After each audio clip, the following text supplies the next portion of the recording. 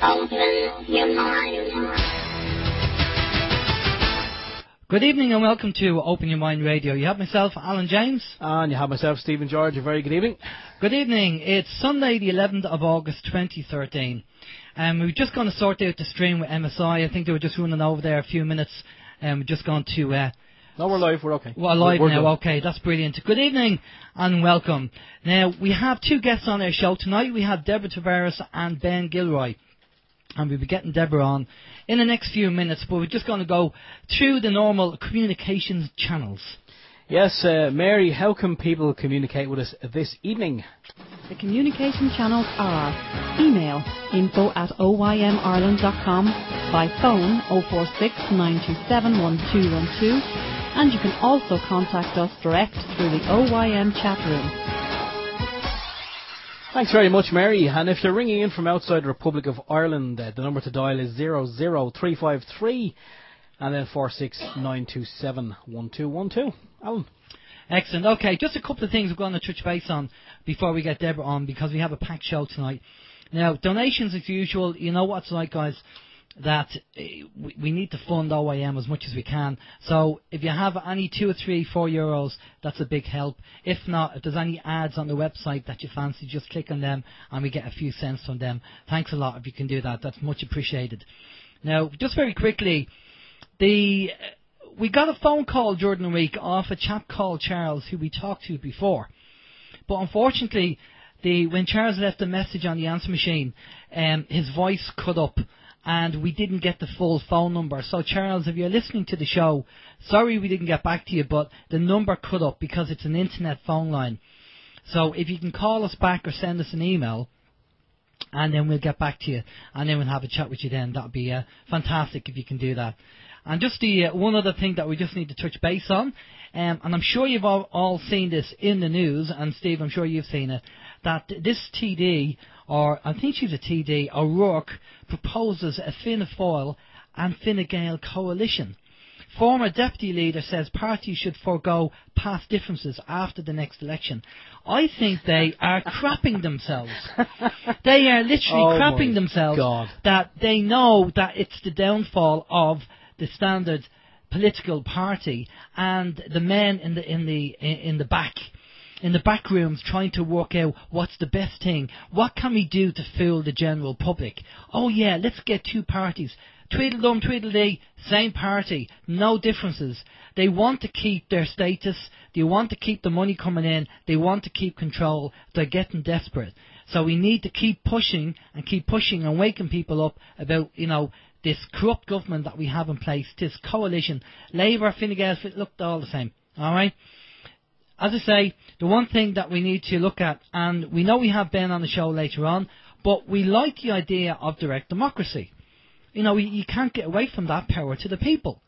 Now, should Fianna Fáil turn around and say, we're going to give you direct democracy, well, we want to have a legal agreement in place to make sure that they did that, not some kind of mandate where they be telling lies, and since they get in, they say, we've changed our mind now and we're not going to give you direct democracy. That was just to get votes.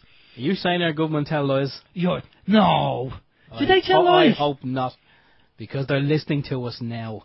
When they tell lies, we said it before, their lips move. Yeah, that's Mary O'Rourke, I believe, is the lady in question that you're talking about, that is proposing the Fianna Fáil and Fine Gael coalition.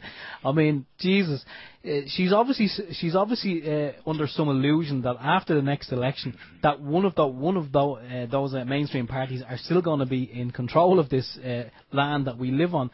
I mean, people are starting to wake up, and look. Mary O'Rourke, she's been quoted before many times, and people have inferred that maybe she's one of the politicians who has her head firmly up her own backside, because she's not in touch with the common people. She doesn't really know. She knows what issues are going on in the country, but she doesn't realise how it actually affects the people on the ground. The likes of us, the common man, the common woman. She's so out of touch. It's bless her heart. That's all I'll say. Bless her. They're in the ivory tower looking down, and they just don't see it. Now, apparently, Lucinda Creighton, according to the Irish Examiner, is planning to establish a new political party Don't be fooled. Tweedledum, Tweedledee. Same thing again. What do you always say? That it's with a lot of parties that are there at the moment, it's a circus, it's a tent, and it's a circus, and all we're doing is voting in different clowns, but it's the same. It's same circus. All the clowns work for the same circus, so it really doesn't matter who you vote in. You're wasting your time. Same circus, different clowns. We need to go and knock down that circus and build something better, build something new. But I'll tell you how serious it is. If we don't get a new party in this time around, we are knackered. We really are knackered. We need to get a new party in this time around. Because if we don't, we can say goodbye to everything. I mean, they're even going to now look at the old age pension, and they're going to start reducing that now in the next budget. I mean, it's just getting... Proper order. Oh, who needs a pension? Give it to the banksters and the politicians. They need it more. I mean, do you know what? We have a few bob and we just spend it. We buy silly things and stupid things.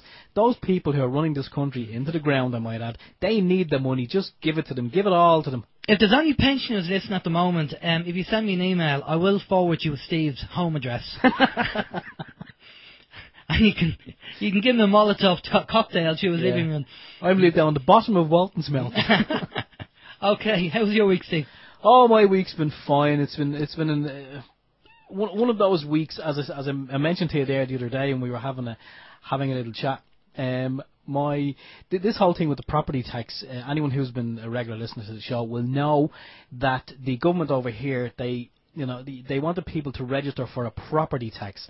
So they sent out some paperwork, and you had to make a declaration. You were being forced to make a declaration, and then once you signed the declaration, there was wording there to infer that once you signed it, you then became liable for this property tax. Well, anyway, some people did, some people didn't. I'm one of the people who didn't. And I said, no, I'm standing up for my rights, and there's a little procedure that's involved where you fill in some paperwork and you send it back to them, and you CC it to other parties as well, so everyone is well clued in as to what you're doing.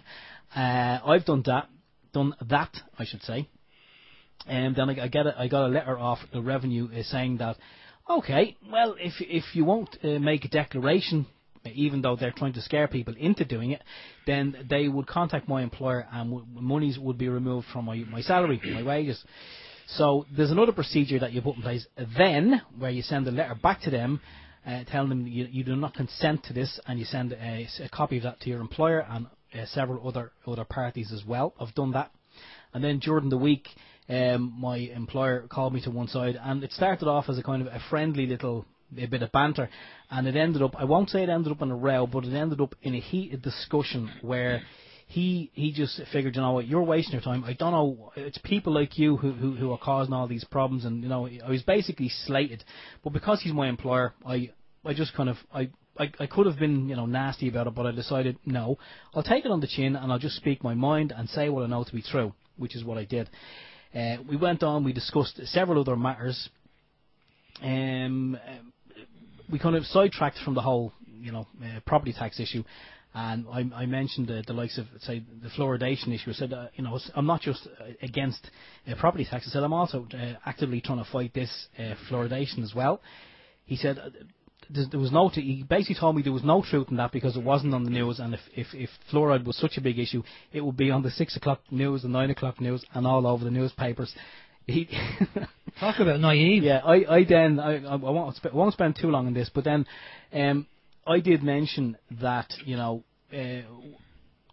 as we often talk about here in the show, a fluid belief system, and I said, if I hold something that I believe to be true, if I learn some new information that disproves what I believe, I said, well then I'll believe something else. I'm not going to set it in concrete and be staunch about it. So I then said, I kind of have a fluid belief system. He loved that phrase. He really did. Oh, well, I have a fluid belief system as well, he said.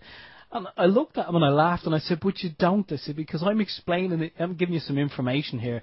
And, it's information that you should be kind of going, that sounds interesting. I'll go off and do my own research. But I said, you're not. You're just defending the government the whole bloody time. So, it was a waste of time. But he got another letter off me anyway. and I've CC'd it back to the Revenue and several other parties. And we're going to see what happens. The case is still ongoing. It's Attack the Tax is the website. Anyone who wants to find out what's going on with the whole property tax can pop along there, and you'll get all the good information. You'll see exactly what's happening, and it's updated fairly regular. So you'll see what progress is being made. But there is a court case that's going to be heard in the High Court to test the legality and whether this property tax thing is constitutional. Plus the fact that they're scaring people into making declarations, and then if you want to stand up and protest, and the only way you know how is by either going out in the street with a placard or just saying no, I will not pay it. They're then going to say, well, okay, fine, we're going to take it out of your salary or take it out of your benefits or whatever you happen to be on. So it's kind of a new road that's they've started to go down, and it could open up a big can of worms for a lot of people insofar as that there's other unjust taxes coming down the line here as well. And if we feel that they're unjust, we can stand up and say, no, I'm not paying them, that's my way of protesting. And the new thing now seems to be, fine, it doesn't matter, don't pay it if you don't want it, we're just going to take it out of your wages, we're going to get onto Revenue. So Revenue seems to be the bully boy in the schoolyard for the government. So I'll let you know what happens anyway. I'll keep people posted. Maybe I'll if I hear that during the week, if that happens, I'll do another little update next week. There, rant over. How's your week? Well, Snowflake there said, so did they write to them even when you wrote to them, Steve? Oh yeah, I sent a letter to my employer basically saying that I was involved in this, the Acorn to Oak communications, and it was part of the Attack the Tax, and they were taking litigation against the government, and I was involved in that case, so therefore no money should be taken. I do not consent to any monies being taken from my wages. My employer got a copy of that letter. It was also CC'd to the Revenue and several other parties as well, all of which are named on the Attack the Tax website. I'm not going to go into all of them now. There's about 7 or 8. The Minister for Justice is one of them as well. So they, even though I'd written to them, they then sent a letter back to my employer. It wasn't a letter. He said to me, I've been instructed. But it wasn't an instruction, because I asked him for a copy of it. All it was a piece of paper. And I just said to it, for your taxes and all this sort of carry on. It was just like a piece of paper, like that piece of paper there. And I just said down the bottom, LPT, local property tax, and the figure there was, I think it was €157. But up the top of the page, I must actually scan it for you and send you a copy, but up the top of the page, on the top left-hand corner, in very, very small letters, it actually said on it, notice number. And there was a number. So it wasn't an instruction, it was a notice. And we all know a notice doesn't really, it's not a bill, it's not an invoice, it's not an instruction, it's a notice. Okay. Anyway, I'll say no more because I know we are tight for time, but I'll give an update next week. Yeah, very quickly, before we get Deborah on, last week I mentioned about the scam that happened to me, and of course, a couple of people have said to me during the week, well, number one, you had the people that, hindsight is a great thing, and he said, but did you not notice this and not notice that? Well, at the end of the day, when a magic trick is performed and you think, wow, how did they do that? And then the magic trick is explained to you, you think, wow, how come I didn't notice that? Well, basically, that's the whole idea. This was a well-rehearsed scam. Other people said to me, I wouldn't have said anything because I would have felt silly being scammed. Well, the reason why I said it was because I wanted to educate people, to let them know that this scam is going on. And how else are you going to find out about it?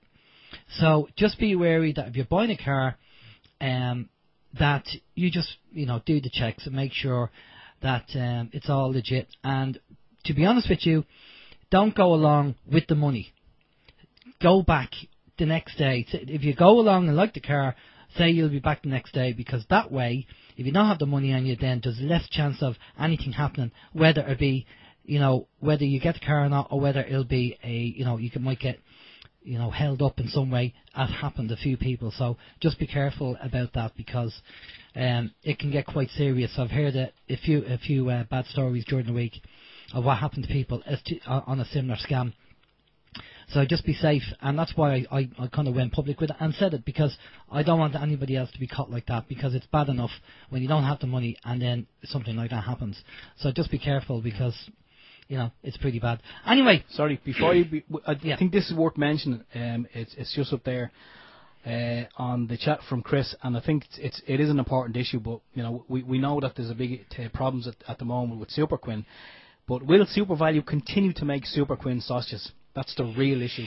That's the real issue in the world. Forget about everything else. Yeah, exactly. Actually, did you hear about, as well that I think it's Marks and Spencer's? They're closing down 4 of their stores as well. So I wonder how long it will be before they hightail it out of Ireland. Exactly. I mean, people have this illusion that the economy is going to get better. It's not, because it's been programmed not to get better. Yeah. So don't think. If people are turning around and saying, "Oh yeah, well, it's when a recession is going to pick up," it's not going to pick up. It's not designed to pick up. It's designed to get worse. And we know a lady who knows an awful lot more about this than we do, and we're going to get her on now. Good evening, Deborah. How are you doing? Well, thank you so much for having me on. No problem, and Deborah. I wanted to tie in what you were just talking about taxes, and I want to get into the Silent Weapons for Quiet Wars document. It was a secret document that was exposed. It was top secret, and it is the declaration of war against the global citizenry, the entire global population, and they consider it a third world war that's being conducted right now using biological warfare fought with silent weapons. And we'll get into that more, but because you were just talking about taxes, I wanted to tell you what is in this Silent Weapons for Quiet Wars about taxes. They say a silent weapons system operates upon data obtained from a docile public by illegal, but not always illegal and lawful force. When the government is able to collect tax and seize private property without justification, it is an indication that the public is ripe for surrender and is consenting to enslavement and legal encroachment. Now, this document was a 1954 Bilderberg policy that was adopted in the Netherlands at the very first Bilderberg meeting. It was schemed up and hatched in the 40s, and Rockefeller was involved along with the U.S. Air Force and with Harvard University and the international bankers. And they say this. First, everyone, please go to our website, stopthecrime.net. Stopthecrime.net. We have all of these source documents on our website. We also have someone that brilliantly read this document on YouTube, and you can listen to it as they flip through the pages. And I would recommend, however you prefer getting through this document, that you do so immediately. It's only 44 pages, and everyone globally will understand, in the bankers' words, what they are doing to us. And you're exactly right. They are imploding everything. They're hollowing out the middle class. And the reason that they're doing that is a threat to the international bankers' sovereignty, in their opinion.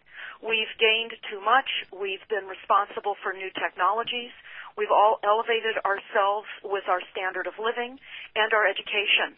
And they look at that as a threat to their survival, that we will be able to topple them if this is not squashed. And that is what they are doing globally. And we see what's happening in Greece. We see clearly what's happening in our country here in the United States. All of our manufacturing, much of our manufacturing has been shipped offshore and to China. They are creating the idea of scarcity with water. And the entire Central Valley here in California that was known as an agricultural breadbasket, when you drive through the main freeway, you see ranchers and farmers, enormous signs lining this freeway saying, Congress turned off our water. Without water, we do not have food and we do not have jobs. But it's worse than that, because the Silent Weapons document tells us on page 4 that whenever you have a position and a group of people of great power and money, and they use that power without the full consent of the public and use their knowledge and methodologies for economic conquest, it must be understood that a state of domestic war exists between that powerful group and the people in and of the public. So they say that The solution of today's problems requires an approach which is ruthlessly candid with no agonizing over religious, moral, or cultural values. And this is what we are seeing. This correlates exactly with the report from Iron Mountain that we have on our website, stopthecrime.net. There are two formats that I recommend people consider. First, there is a YouTube video of the Iron Mountain. Now, keep in mind, that was done by an organization, and they did insert biblical references to the actual policies that were in and are in the report from Iron Mountain. Then, of course, you can also download the report itself. This report was schemed in the 60s, and it was a group of experts that converged upon a nuke facility in upstate New York called Iron Mountain. It took several years for them to come up with this unbelievable sci-fi script that at the time no one believed. And it talks about how they were going to dissemble the Constitution in the United States, how they were going to invent a replacement for war. They said war was a necessary waste. It also was required to, as a balancing system, by killing off the true creditors, the public, which the elites had taught to exchange true value for inflated currency, and falling back on whatever was left of the resources of nature and the regeneration of those resources. Now, it's important to understand in the Iron Mountain documentary, you will hear, they invented something to replace war, because that's what the report initially was about. What would they do to replace a war economy, a war environment, with a time of peace? Well, peace, in the international bankers' definition, is a totalitarian takedown. And what that means for everyone, and we're seeing it happening globally right now, a totalitarian reality is through technologies, which we see. It's total oppression through technologies. And we are being absolutely hobbled everywhere and dropped into the New World Order, which is a system that recognizes no limits of its authority, with forced control over every aspect of public and private life, without regard for ethics, morality, or life itself. And, of course, we know the New World Order controls the media, the politics, the economy, speech, and engages in widespread use of propaganda campaigns, total surveillance, which we see happening everywhere, all over the world with cameras and surveillance equipment everywhere. And the system stays in political power through mass terror, media propaganda, and dividing us. And I can tell you that the United States, on October 21st of 1945, became a charter member of the United Nations. And that requirement as a charter member was to relinquish our sovereignty, and they did. We have since had no rule of law. We're no longer under a constitution. And you will see how that was schemed in the Iron Mountain report. Deborah, now, only 10 days can I just jump in there for a minute? Before I know you have loads of information we're going to go through, but for our listeners who don't know you, can you just give us a quick synopsis or bio of who you are for our listeners? Yes, well, I have also on our website, stopthecrime.net, several interviews. When you open up that landing page, you'll see a discussion I had about smart meters. You will also see a YouTube video where Trevor Coppola from the Francis Ford Coppola family interviewed me about the NASA war plan that we found on the NASA website. And I do discuss my background in those interviews that I did, but very briefly, I am a fourth generation property development. My husband and I have had our own business for decades, and we went through the entire design, planning, and sell-out phases of property development. And it was during the 90s that we were no longer able to pencil out properties and build and sell because of all of the city requirements and all the off-site requirements and all of the environmental reports that were very costly that we had to obtain. Yeah. The bottom line was that at the time we did not know that this was Agenda 21, which of course is restriction of build-out of properties, which is happening all over the world. We did not realize that there was a wildlands project in effect that was mandated by the United Nations and is a biodiversity treaty that the United States signed on to, and globally everyone is being assaulted with their private property. We find here in the United States, which everyone can see, this is coming to you. So if you don't recognize it where you are, you can go and look at the map that we have on StopTheCrime.net of the United States.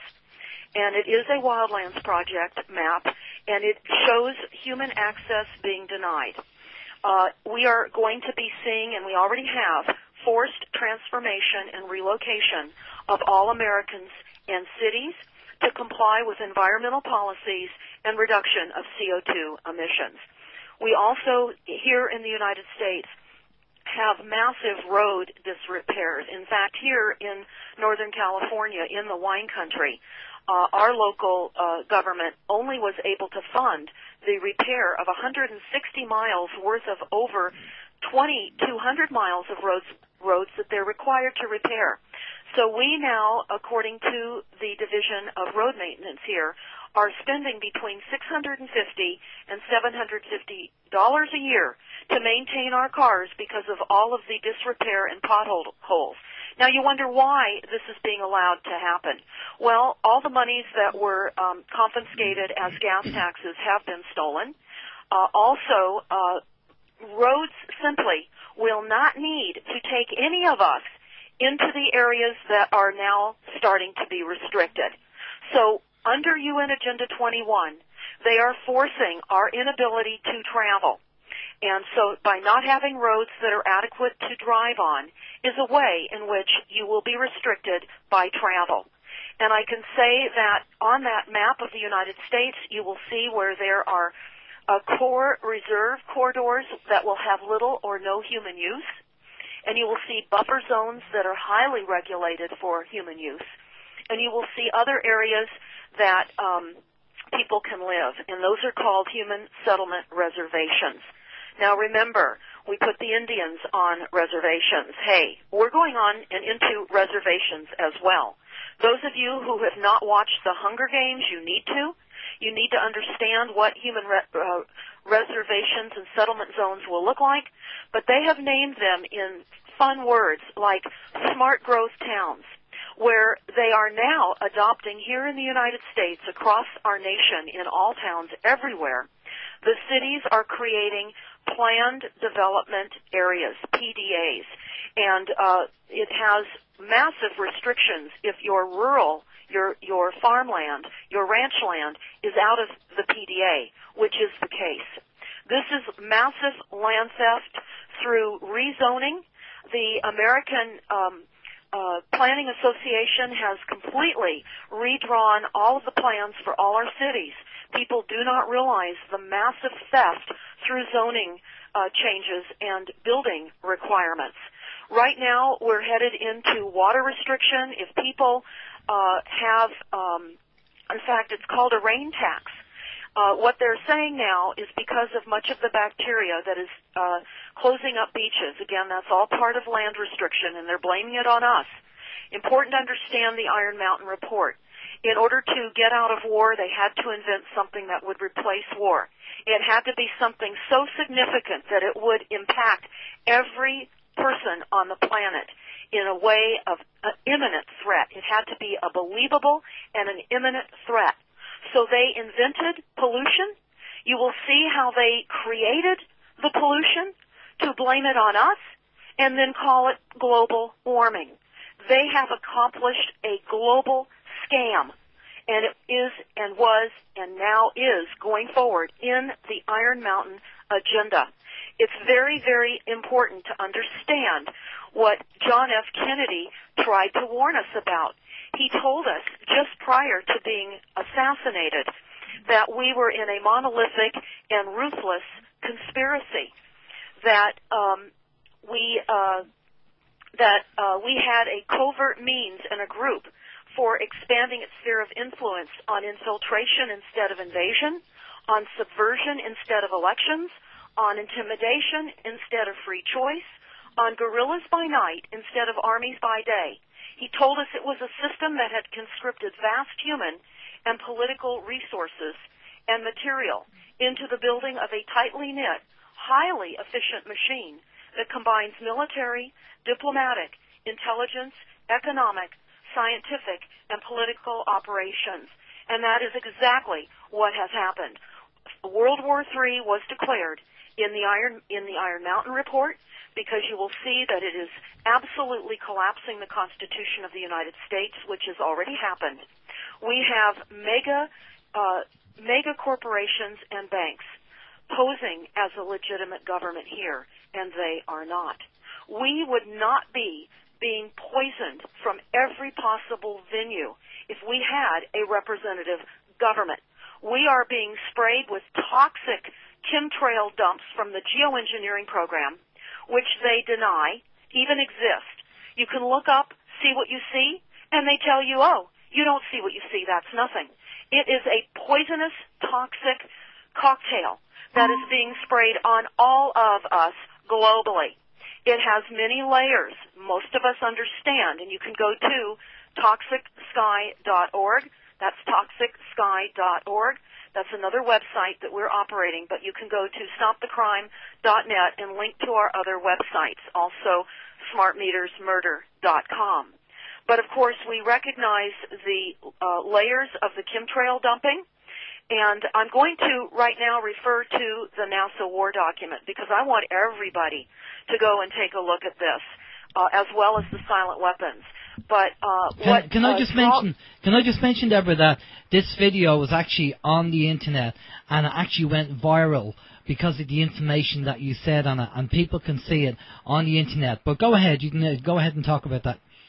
Well, yes, I do want everybody to go to stopthecrime.net and actually look at the document itself. It was a PowerPoint, and I'm not going to take the showtime today to set it up entirely because there's much information I want to get out. But I want everybody to recognize that this is a global attack on all of us. Our military-industrial complex is rogue. It is working with DARPA, the CIA, and the FBI. All corporate structures, all corporate agencies of the mother corporation, USA Inc.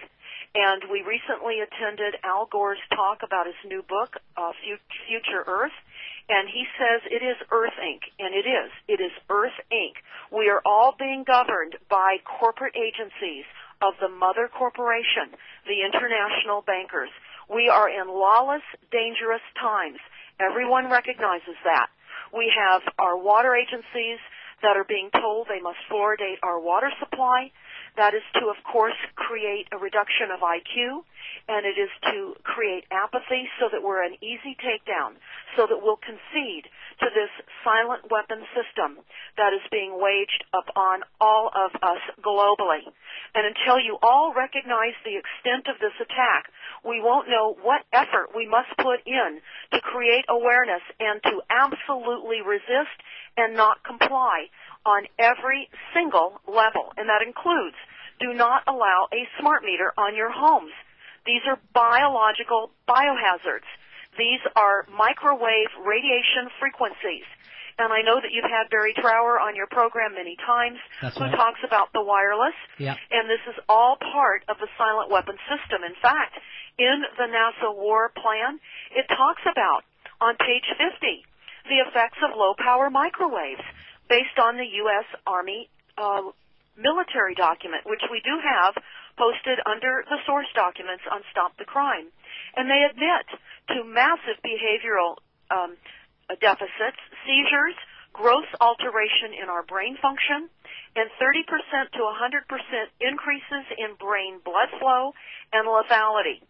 Now, I know that Barrie Trower talks about the weaponized deployment of cell phone towers. I want to tell you that Between Two Ages, that was written by Brzezinski, he talks about the fact that these towers, and of course this book was asked to be written by him by the Club of Rome. And he talks about how they will use massive frequencies to take down specific populations as needed. And while this sounds, he said, very dangerous and horrific, it will be done. He also talks in that book about using weaponized weather to take down countries and earthquakes and how they will create droughts and famines and flooding. Can we talk about that grid? Just to say what we're doing at the moment. Deborah found out information regarding the smart grid that's happening over there, and she sent over the information to me. I've now passed it on to Barrie Trower, who is actually now looking at it. He's going to analyse it, and we're going to do a mini interview with Barrie, probably about 20-25 minutes. Barrie's going to give us his feedback on the technology, because it's quite advanced, and what we need to do is we need to obviously have an expert look at it. So as soon as Barrie has done that, then obviously we'll get the information back on the show, and obviously over to Deborah as well. Yes, well, I want to just be clear what we're talking about, and it is a document that was found on the whitehouse.gov website. And the document is on stopthecrime.net. It's at the very top of the landing page. It says New Documents Leaked, Mind Control. The name of this document, as it appeared on the White House website, which is only a 13-page document, says realizing the full potential of government health spectrum to spur economic growth.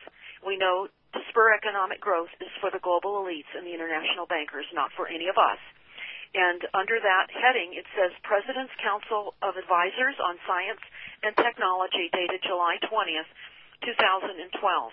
So what we have discovered, of course, is that this is extremely horrific and nefarious. When you look at who the agents and the promoters of this are, you don't need to say much more. We have the White House Spectrum Management Team, which includes Google Inc., Microsoft, Stanford and Harvard Universities, Virginia Tech, UC Berkeley, the National Telecommunication Association, the FCC, the NSA, etc. These are all corporate agencies of the international bankers that are setting to collapse and create unthinkable realities for all of us. And what we found in this map that's in that 13-page document, which we added verbiage to that map and created an addendum map, which tells you what this map is about in part. And we're looking forward to Barrie Trower's additional input on this. But this is what we have created. Above the map, it says targeting the United States, military-industrial complex radar, silent weapons system deployment, 2013. This is demonstrating a wireless fence around the United States. It is for psychotronic weapons and mass mind control. This is all about the NSA facility and what is really behind that massive Bluffdale, Utah, 1 million square foot data collection facility. This is quantum computing. This is ultimately mind theft, the invasion of the human brain with artificial intelligence. I urge everybody to watch the movie Eagle Eye by Spielberg to understand and get a glimpse of what quantum computing is really all about. That will help explain why we have massive surveillance everywhere, why there are cameras now popping up in redwood forest here in Northern California, off of gravel, dirt, narrow roads where there's very, very little public access. We have cameras. And the map is the end of free will as we have known it. And it is on the whitehouse.gov website, and we have determined by Dr. A. Truott, who's discussed this with other experts, that what this is about is just as the globalists stripped our food supply of vital minerals, and then Big Pharma came in with petrotoxic chemicals and called them vitamins, which are vital minerals, but poison. They are now planning to strip the oxygen molecule of the negative ions. And those are the good vibration, brain food, oxygen molecules that we need. In fact, most countries find that their populations tend to live in and near coastal areas, and that is so in the United States. And that's why this map demonstrates what you will see in that document. It is horrific. It is absolutely, as Dr. Truott says, as nefarious as hell. Those are his words. So I urge everybody to go to stopthecrime.net, and you can see that map and that document and what we've had to say about that, as well as additional postings about the NSA facility here in Bluffdale, Utah. I want to also say something very quickly. It was let out by a major propaganda news media yesterday, Fox News, who is, of course, corporately and controlled by the international bankers. But they said, the NSA says the agency is working to reduce leaks, future leaks, such as what Snowden is doing, by replacing people with machines. And that is exactly what the NASA war plan is all about. On page 66 of the NASA war plan, you will find it says, increasingly critical are human limitations and human downsides. Humans are too large, too heavy, too tender. Humans are too slow physically and mentally. We require too much money to operate, and humans are rapidly decreasing to negative value. We are being replaced. This is a transhumanism agenda, and the title of this NSA PowerPoint document is Robots, Cyborgs, and Humans. And they talk about on page 9 how humans have taken over and vastly shortened evolution, and they are now going to direct evolution. The elites are transforming us all. And that is part of what the chemtrail program is all about, a diabolical layer of chemtrail. It's not only, of course, the biggest con that is bought by our elected officials, who are likely, many of them, under mind control, but we're told that, of course, they must block the sun to reduce the consequences of global warming. So by putting up toxic heavy metals, strontium, barium, and aluminum, they are reflecting the sun's rays. And, of course, that's just a big con, a global warming catch-all con for everyone in our governments, and that is absurd. And, of course, global warming is all a scientific fraud. So everything that is being foisted upon us is based on a massive global warming, climate change fraud. So that is why the Iron Mountain documentary is so important to get out far and wide. Kennedy was killed, not only for trying to get that information out to all of us, many other things as well. But that is crucial for everyone to start building a foundation of understanding about what our reality is. And I will also quote another quote right now. It says, "We will know our disinformation program is complete when everything the American public believes is false." And this was said by William Casey, the CIA director, in 1981.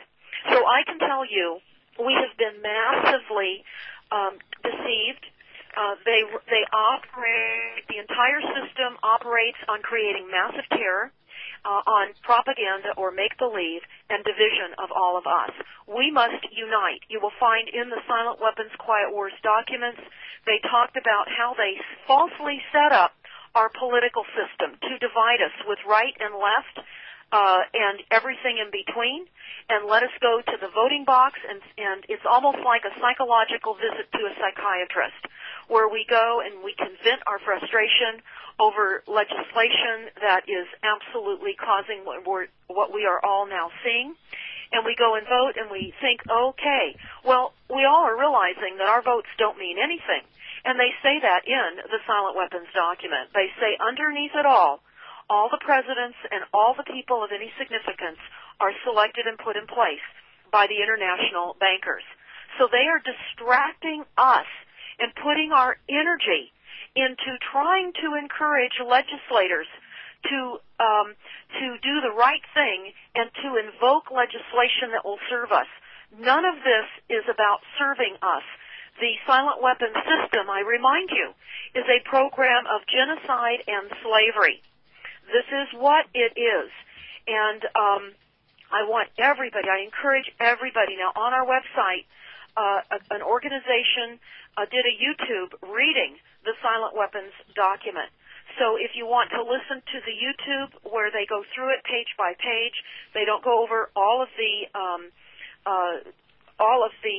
charts and so forth that are in it. But I want to just tell you what the definition in the document is about the silent weapons system so that you'll understand. And this is why everything is now being run on massive computers and massive surveillance, smart meters, the global smart grid, because here's what it says on page 7 of the silent weapons document. Everything that is expected from an ordinary weapon is expected from the silent weapon by its creators, the elites, but only in its own manner of functioning. This weapon shoots situations instead of bullets, propelled by data processing instead of chemical reaction or explosion, originates from bits of data instead of grains of gunpowder, from a computer instead of a gun, operated by a computer programmer instead of a marksman, under the orders of a banking magnate instead of a military general. It makes no obvious explosive noises, causes no obvious physical or mental injuries, and does not obviously interfere with everyone's daily life. However, it makes an unmistakable noise, causes unmistakable physical and mental damage, and unmistakably interferes with all of our daily lives.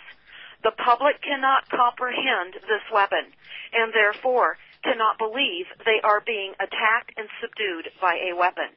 The public might instinctively feel that something is wrong, but because of the technical nature of the silent weapon system, they cannot express their feeling in a rational way or handle the problem with intelligence. Therefore, we do not know how to cry for help, and we do not know how to associate with others to defend ourselves from it.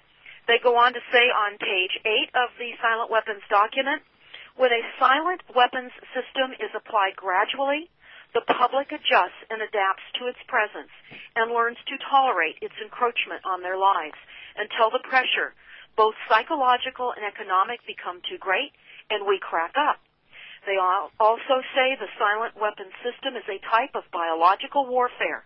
It attacks our vitality, our options, our mobility of individuals, of a society, by knowing, understanding, manipulating, and attacking our sources of natural and social energy and our physical, mental, and emotional strengths and weaknesses, and that is exactly what is happening globally to every single one of us. Absolutely exactly what is happening. And it's important to understand they recognized that energy was the key to all activity on the face of the earth, and it follows in order to attain monopoly of energy, of raw materials and goods and services, and to establish a world system of slave labor, it was necessary to have the first strike capability in the field of economics. In order to maintain the globalist position, it was necessary for them to have absolutely first strike knowledge of the science of control over all economic factors and the first experience at engineering the world economy. Now, I want to jump back into the newfound 13-page document, which is on stopthecrime.net, and I want to read to you what it says on the last page of that document. It is exactly what you heard, or very close to what you heard me just tell you in the silent weapons document. Okay, Deborah, can I just stop you there? We're just allowing for time, and we have a couple of questions here from people, so will you allow for that as well? Absolutely. Yeah. Let me just finish this the crossing of the dots here, if I may.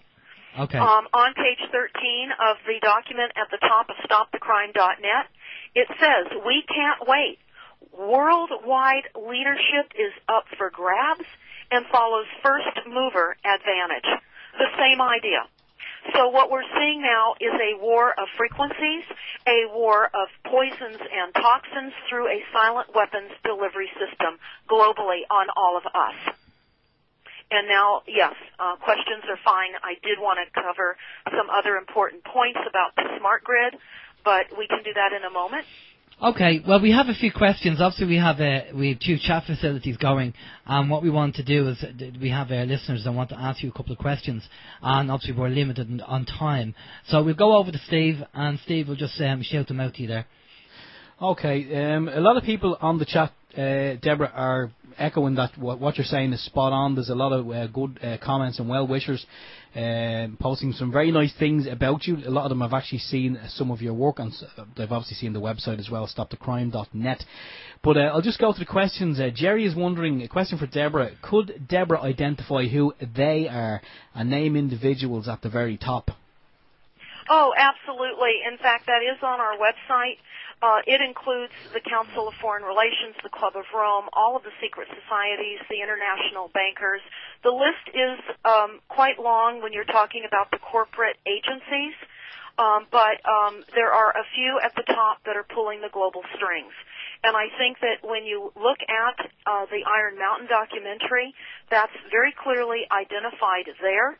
And I think everybody needs to immediately get into the source documents. I would recommend that everybody go to stopthecrime.net and download these source documents. Get them printed out while you're still able to acquire them.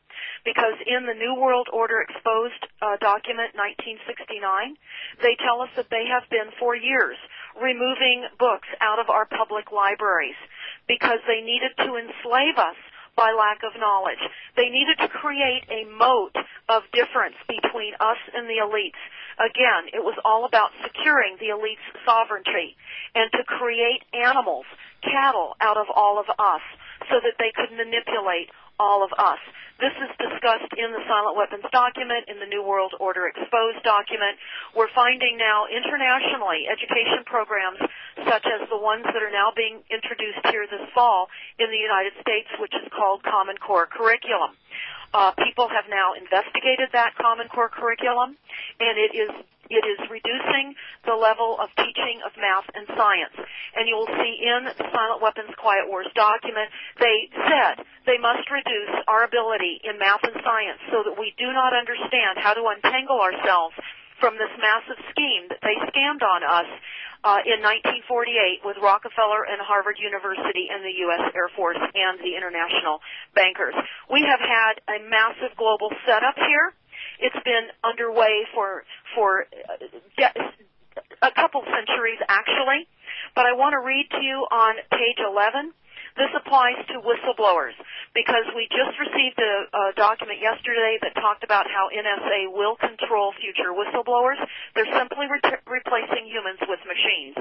And I said that a little earlier in this program. But on page 11 of the Silent Wars document, I want to tell you that they say in order to create full control of all energy resources, they had to, and to achieve the elite sovereignty, they say we must at least achieve one end, that the public will not make either the logical or mathematical connection between economics and the other energy sciences to learn to apply such knowledge. This is becoming increasingly difficult to control because more and more businesses are making demands upon their computer programmers to create and apply mathematical models for the management of their businesses.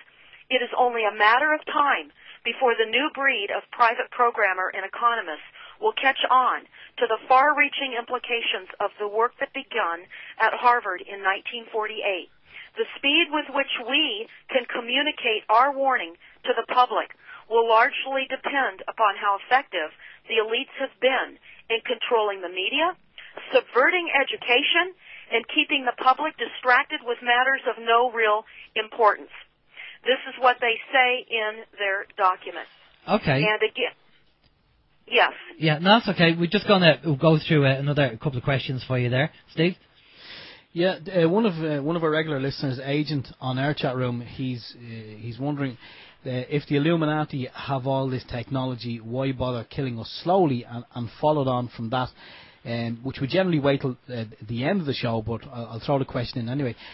Alan is wondering, Deborah, what solutions have you to stop this all this crime? Well, I think that we have to have more shows. I think that people need to read these source documents. It's through education. We don't have enough people understanding what the attack upon us is. And without the knowledge, we will not be able to defeat this. We are being poisoned and we are all having chemical lobotomies. And many people with all the fluoride and the toxins in the food supply, it's bad enough that the air we breathe is so poisonous now. They're using the oxygen as a toxin. So what do we do? What are the solutions? Do not comply. Do not allow a smart meter on your property at all costs. These are biohazards. This is microwave radiation frequency that will dice and slice you. On stopthecrime.net, we do have a solutions page that we're adding to frequently. We are the media. So if we're driving around in our vehicles without magnetic signs, giving people information and websites to go to, we are traveling in silence. And our silence, according to the elites, is our agreement to accept these crimes upon us. They laugh at us, as a matter of fact, in these documents because they telegraph what they're going to do to us, and none of us bother to read a 44-page silent weapons declaration of war upon us. Nor do we look at the Iron Mountain documentary. We were told when that was released in 1967, while President Johnson was president, who replaced John F. Kennedy after he was murdered, that because of the content of the Iron Mountain document, it was not to be released to the people. When it was by a whistleblower, the government got away with saying it was a hoax. It was never a hoax. And if everyone wants to see what has happened within the United States, it's happening in your countries as well. We are all in the same boat. They have all of us in the crosshairs. Now, I interviewed Ted Turner about a year and a half ago. It's up on YouTube, the recounting of that interview on Ted the Terrible Turner. Ted Turner, of course, with many globalists, funded the United Nations with $1 billion. 1 billion, B as in billion. He is also one of the many corporations behind the massive land grab under the Wildlands Project. His foundation is one of those that are stealing property. He claims to, of course, be the second largest privately held landowner in the United States. Well, he's involved with taking it all from all of us. They want more than our land. They want our minds. And they have been targeting people electronically from satellites and from all kinds of beam technologies. In fact, in the NASA war document on page 45, they talk about beam weapons will become increasingly prevalent. So while we are still able to function before they take us down and take our minds and poison us into oblivion, we must do all we can. This is a war. And none of us can hide behind the sagebrush on the battlefield. There is nowhere to hide. We've got to alert as many people that are becoming more positioned to understand something is wrong. And again, in the silent weapons document, people are understanding something is wrong. They just don't know how to cry for help. And we must all stay united. That's why these programs are so important. That's why expanding our sphere of opportunity with other countries and nations is critical at this time. We have got to stand together. And to that end, I'm going to tell you that in the silent weapons document, they say this: until such energy dominance is absolutely established, the consent of the people to labor and let others handle their affairs must be taken into consideration, since failure to do so could cause the people to interfere in the final transfer of energy sources to the control of the elite.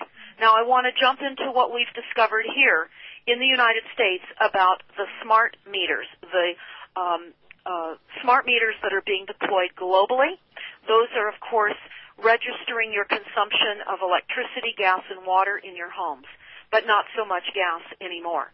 What we have found here in the back door coming into our planning departments, which are our building departments here in the United States, by executive order, our planning departments have had to put forth and create a document that is approved by all of our local city councils that is bringing in the requirement to reduce greenhouse gas emissions, a global scientific scam. Now, here in Northern California, our council was very aggressive. They agreed to reduce greenhouse gas emissions 25% below 1990 levels by the year 2015. 25% below 1990 levels in only a couple of years. So what does that mean? They say in these documents we must all stop using inefficient appliances. We're going to be encouraged to replace all of our appliances with those that are energy efficient with RFID chips and monitoring. That is one of the reasons that GE expanded its global manufacturing into China, because they anticipate forcing all of us globally to replace appliances early on in this smart meter scheme. We understood that our old appliances would be called old clunkers. Well, they are. They're inefficient. But not only that, here in the Climate Action Plan, and again, I've got this article posted on stopthecrime.net. You can look at the links within this article. I have to tell you, it is a 6-page article. It is critical to look at some of the links and to see exactly what I'm talking about right now. But we have limited time, so I want to tell you, one of the added components of this plan is to eliminate gas appliances and gas equipment. In fact, our utility companies here in California, including PG&E and specifically Southern California Gas and Electric in Southern California, have paid for these plans in our planning departments under the auspices of our public utility commissions. Now, keep in mind, all of the utility companies globally are under United Nations agendas. They are all foisting this UN plan of energy dominance through the smart grid. This is a military deployment. That is why you hear the words deployment. It's important to understand that the opt-out that we worked on here in Northern California, that was created and finally agreed to by PG&E, was only a mere appeasement plan. It was getting too much international press with YouTubes showing all of us getting arrested here and blocking the deployment of the meters on our homes and turning off our electricity, as what happened before Christmas time over a year ago here in Northern California on people just prior to the holidays. They didn't want to show the brute force that is intended with the deployment of this grid. I think we had the near enough the same over here, not so much with the smart meters, but we did have protests over the electricity, and Seamus Sherlock, I think, was involved in that, getting the power switched on. Deborah, we have about 5 minutes left, so we need to wrap up. Do you want to, obviously we need to, you have one question here? No, I just want to, I had this from the beginning when we started talking. I was just waiting for the most opportune moment to throw it in there. But this is kind of unconfirmed at this moment, Deborah, but we did hear a while ago that if you refuse a smart meter in the Republic of Ireland, that the Electricity Supply Board, or whoever who is going to be in charge, they will fine you up to €5,000. I think that equates to about $6,500 American dollars if you refuse to have this thing on your property. Yeah, well, that's the Irish government for you. You know, they're trying to frighten people. But we have about 5 minutes, Deborah. Do you want to kind of wrap things up? Well, I do. Everyone needs to understand the level of the attack that we are all under the silent weapon system. And again, I can't emphasize enough to read and look at all of the source documents, including the Genocide Treaty. The Genocide Treaty is a treaty that the United States signed on to in 1988. The only thing illegal about genocide is one's own government cannot kill its own people. Well, the United States does not have a legitimate government under a constitution. Again, we've been taken by the international bankers and mega corporations, posing as a legitimate government, and they are not. I have information on our website about that. I encourage everyone to click on the flag that says USA Inc. You can find out more about that. But I can tell you, we cannot negotiate with harmful policies. We don't let our utility companies commit crime along with an essential public service. Crime is crime. We must understand the extent of the threat in order to engage in the required level of resistance. So everyone that is resisting against having a smart meter under the threat of being fined and penalized, you must stick together as neighborhoods. You must increase your numbers. You must stand with your neighbors. It is about unifying us. Forget religion, ethnicity, who you voted for in the past. None of that matters. That was all created so that we would be divided for this takedown. We are fast becoming ripe and forced into a new world order where everything about all of us will be manipulated and controlled. So please go to stopthecrime.net, do your homework, look at those source documents, listen to many of the interviews that I've done about smart meters, understand that we found a mission statement in Philadelphia through Carnegie Mellon that talked about a hidden secret, that they were revolutionizing the global infrastructure, and they could not wait to expose their secret to the world. That everything that was traditionally physical infrastructure, which is transportation, transit systems, buildings, pipes, power grid, concrete, and steel, will be a cyber infrastructure, which are computers, networks, and sensors in ways that are just emerging. And they say in that mission statement that you can see on our website that they can't wait to divulge this hidden secret to the global society. Well, you're hearing about this hidden secret being divulged right now. Understand the depth of the information that we must get out to everyone that will hear this, because this is our reality. We have been forced into a matrix, as you all know, under an illusion, the conspiracy. And we've got to get into our reality. Exactly. We need to wake people up. Well, if anybody wants to hear more, Deborah, obviously pop over to stopthecrime.net. And also, Deborah is a regular guest on the United We Strike Radio Marathon. And if you want to hear more, Deborah, if you pop over to unitedwestrike.com, there's the podcast from yesterday, because we had the United We Strike Marathon yesterday, and I was on with Deborah yesterday, and Deborah's there. The Deborah's podcast is available there if you want to hear more, Deborah.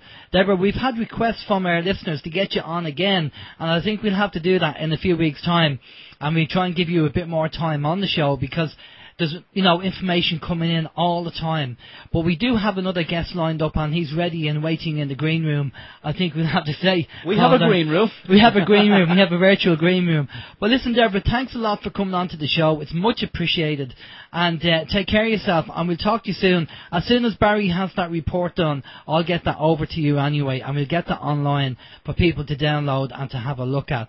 But do take care of yourself, and I'm sure I'll probably be talking to you on next month's Radio Marathon.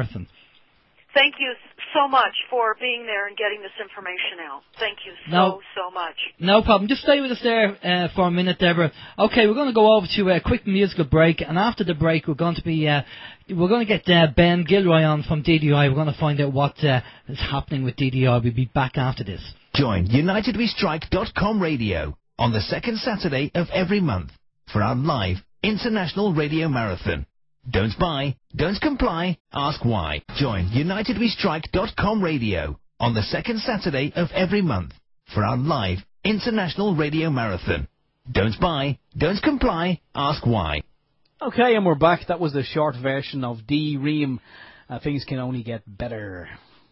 Okay. Alan, would you like to bring our guest in? Yes, absolutely. We're honoured and privileged to have Mr. Ben Gilroy, as Alan said, sitting in the green room. He's just finishing off his cup of tea there. So, Ben, come in. How are you folks? How's things? Good, yourself? Not bad. Good stuff. You have a hard act to follow now. The lady who was just on before you, Ben, Deborah Taraves, she was like someone said she should have been sponsored by Duracell, because she just spoke from the time we got her in and gave out brilliant information. So you have a hard act to follow. I know, I heard her, I was listening. Deborah's a good stick, she's loads of information. But Ben, Yeah. great having you on. And the reason why we've come on is I asked you during the week, I said, Ben, what's happening with DDI? Things have gone very quiet. So fair play for, wanting to come on the show and to give us an update, because I think with everything going on at the moment, you know yourself, things are getting worse. Cool. And I have to say this, and I did put it up on Facebook. I went down to Glasnevin Cemetery and Museum during the week. I was invited down by family. And you walk around the cemetery and you see the graves and you get the history of Patrick Pearse, Michael Collins, on all these great Irish people in history who did so much for the country. And I happened to say to my family, I said, if Enda Kenny was buried here, what would they say about him?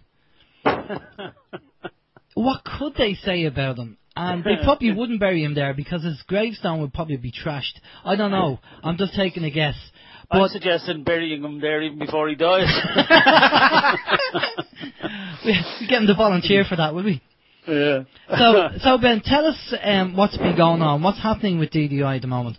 Well, DDI has been just ticking along nicely in the background. Obviously, we're media starved on the main media. Now and again, Vincent Brown is good enough to have us on. Obviously, RTE will not have us on because they're completely bought, where TV3 is not so bought, if you like. Yeah.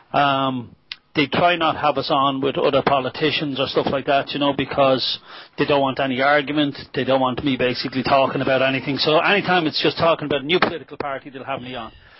So there's no actual subject to talk about. So you won't be talking about how bad the country is or what's wrong with the banks or receivers or sheriffs or whatever the mess might be. They don't want to know. They don't want me talking about that. But you play the game and you become sort of an acceptable face on TV that they can kind of trust. Yeah. Before, when I was going on TV, it would always be recorded programs. Yeah.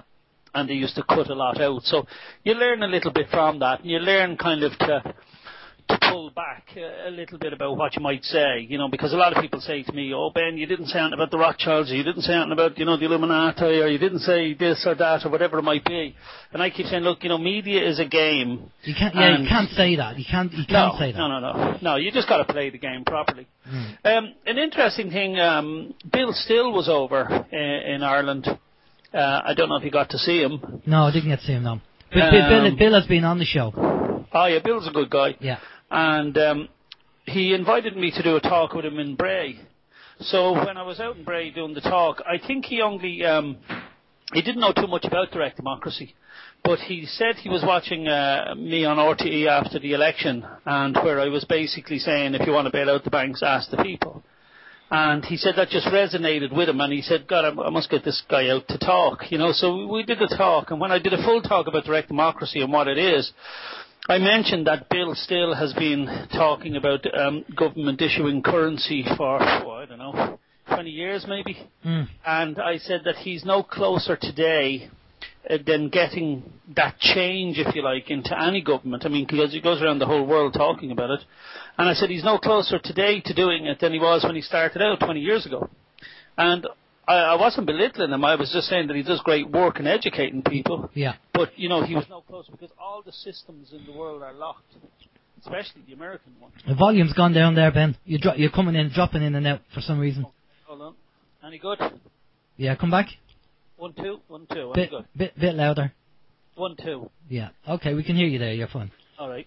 So anyway, he was no closer to getting it into any country because the systems are locked. And when I spoke about direct democracy and how that's the only way you can actually get anything into government that the people want, because obviously governments are anti-people. I mean, if anybody thinks that government is for the people, by the people, they can forget that one. Yeah, exactly. And so he was really, really interested in the talk that I did, because I said, we showed how quickly from setting up this, and I hate the word political party, and you know why I hate that, but we set it up just before Christmas, and by March we were already in a by-election and had beaten a government party, Labour, had beaten them. So I said, if I can do it, anybody can do it. And it now is an easy system to do once we're all singing from the same hymn sheet. And that's what the problem is. We don't all sing from the same hymn sheet. But he told me then that he drove to Galway, and that when he was on the way back from driving to Galway, he had a eureka moment, and that, he realised that direct democracy was the only way, even in America, that he could possibly change anything. So he told me then that on the way home from Galway, he decided he was going to secure, I think it's dd.org and dd.usa and all this sort of stuff, and he wants to set up a worldwide democracy, direct democracy, and try to have, because he knows quite influential people around the world, and try to help each other form it in our countries so that we can talk about government issued debt-free currency and other stuff. So then he asked me to, would I do a talk then the following night with him in Queen's University in Belfast. And we went up there, and again, fabulous reception, and people really, really liked it. And, you're speaking to all sides of the fence, if you like, up there, Yeah, definitely. Well, I'll tell you, it's obviously catching on, because we did the United We Strike marathon yesterday, Ben, and one of the chaps on there was a guy called David Trank. And David has multiple accolades, but one of them is that he got an award from the Martin Luther King Award for his contribution to something or other. I have his details on an email. I don't know the exact details, but basically I kind of touched base roughly on what direct democracy was on UWS. And he found that quite fascinating, because he said, we're trying to do a grassroots movement over there, similar to that. He said, I'd love to find out more about this and speak to the people over in Ireland who are doing this, because maybe we can get something together. So I do think off air, what we'll have to do is organise the three of us, if not the four of us with Bill as well, to get together and have a chat off air about this, because David Trank might be able to work with Bill on that as well. Absolutely. And there are really good people around, like Gerard Celente is another huge fan of direct democracy, who was over here and promoted it really well for us. And no one can be afraid of it. Like when I do a talk, I always say to people, look, if you're Sinn Féin or you're Fine Gael or Fianna Fáil, I'm not asking you to change. But if you like democracy, let the people have the say. Yeah. Don't let unelected bureaucrats in Europe run it. I mean, you have Agenda 21 going on. You have people in the Bilderberg group high up in government that control a whip. There's no whip system in direct democracy, because obviously that's so undemocratic. I mean, when you have a party whip system, how does anybody even think for a minute that that's democracy? Exactly. I was on in Vincent Brown the other night, and with Lucinda Creighton, and I didn't want to lash into her too much, so maybe that's the wrong terminology, but I didn't want to have a go at her too much, because on the abortion issue she decided she had to go with her conscience, right? And this always makes me kind of cringe a little bit, like, she couldn't go with her conscience when they broke every promise, under the sun to the electorate. And then, it comes to the abortion issue, and all of a sudden she's found God or whatever it is, and she got this bolt of nobilism. Well, I said this on the show, Ben. She wanted the get-out clause. She wanted to get out, and she needed an excuse. Now, what happened to moral conscience when people were being evicted from their homes? Yeah, that's it. No moral conscience. But as soon as so she said to herself, this is my thinking and my belief. I need to get out of this party, but I need a scapegoat. I need something. Oh, okay, here's the abortion bill. What we'll do is I'll use this as an excuse. And like a rat, she left the actual ship. And now she's saying she's going to set up a new political party. That's right, yeah. And you see, but it's also the system. And I'm not paranoid, but I suppose it's not paranoia if they really are out to get you, Yeah, exactly, yeah. But I think that, within the system, they maybe want her to set up a party, or they want Ganley to set up a party, because basically what you have there is you have the same old faces, and they're just going to be on a different merry-go-round. Yeah. And it really is, as I said on Vincent Brown, it is really like rearranging the deck chairs on the Titanic. Yeah. And that's all it is. It's this window dressing nonsense, but nobody wants to talk about actually giving the power back to the people where it belongs, except us. And can I say, and I said it just at the start of the show, this is very serious. I mean, joking aside, it's very serious. If we don't get a good party in at the next election, we're stuffed. We really are. And look, I get when people say we don't need government and stuff like this. I mean, there was a good video up there from the guy, and he really gave a great explanation of why we don't need government, because they're all corrupt. And people who are in government are normally these kind of psychotic head cases. And you know, there's a lot of truth in that. And, you know, I keep laughing and joking about, you know, I remember Billy Connolly used to say, the mere fact that someone wants to go into politics should bar him from life from being ever allowed in it. Yeah, exactly.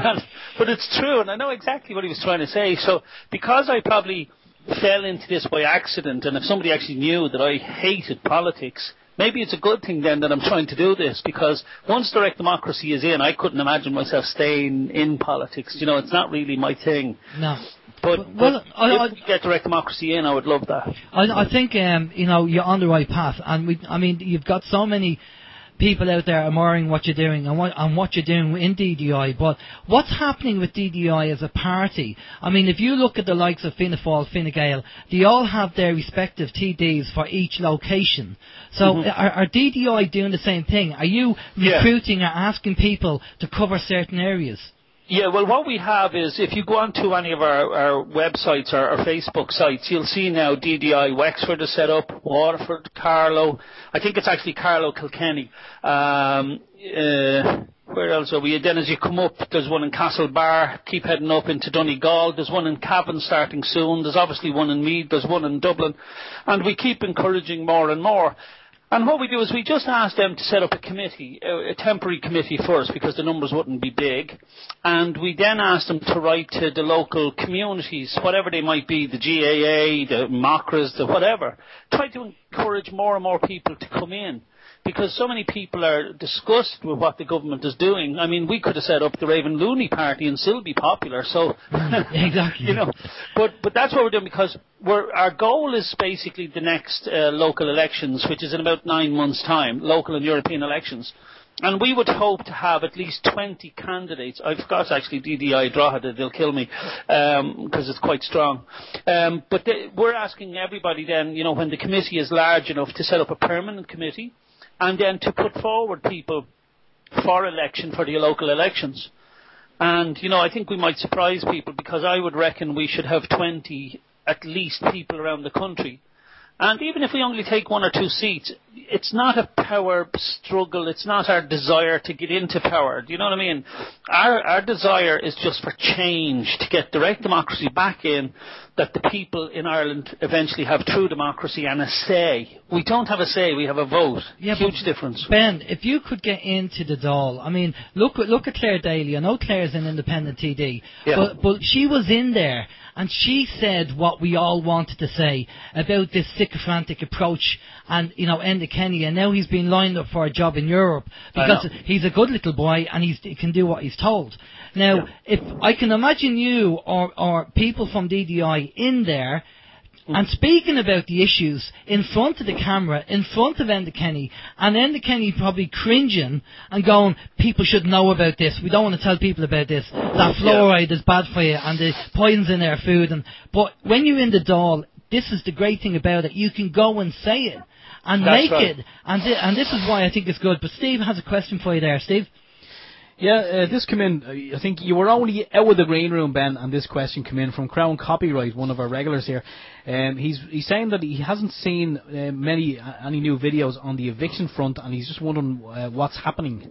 Well, basically, there might be one starting fairly soon. I have been meeting with a sheriff down in Killarney.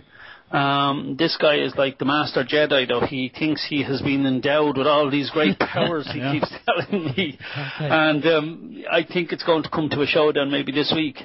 So there will probably be a video there. I don't have many run-ins just lately with sheriffs, because I think they were waiting for this new law. Well, they were waiting for the law to be changed on the Conveyancing Act. Yeah. And you're aware of that, so that's just been signed into legislation. Again, you know, we'll discuss that in a minute. But so basically, I believe the banks and that were waiting on that. So we haven't had much confrontation. We've had a lot of court action stuff, where we absolutely frustrate them the whole time. But but no real fights with sheriffs. But this is the first one now in Killarney, and he's quite dogmatic. Of course, he is the son of the superintendent down there in Killarney, and of course, that goes to his head maybe.